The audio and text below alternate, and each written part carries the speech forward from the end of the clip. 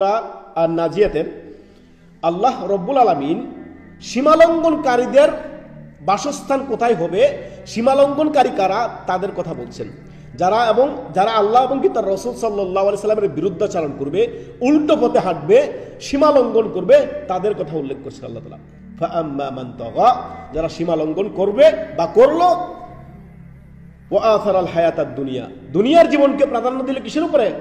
পরকালের উপরে, আখিরাতের উপরে দুনিয়ার জীবনকে সে প্রাধান্য দিল।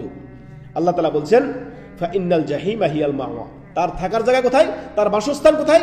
জাহান্নাম। আল্লাহু আকবার, আল্লাহুম্মা আজিরনা মিনান নার।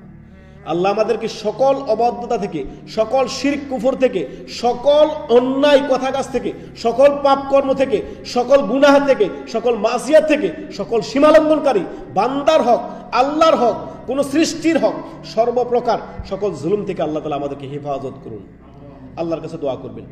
এই তিনটি আয়াত হচ্ছে যারা সীমালঙ্ঘন করে, যারা অবাধ্যতা করে, যারা কুফরি করে, তার রবের সাথে কুফরি করে, রাসূল সাল্লাল্লাহু আলাইহি ওয়াসাল্লামের দেখানো রাস্তা থেকে উল্টো হাঁটে।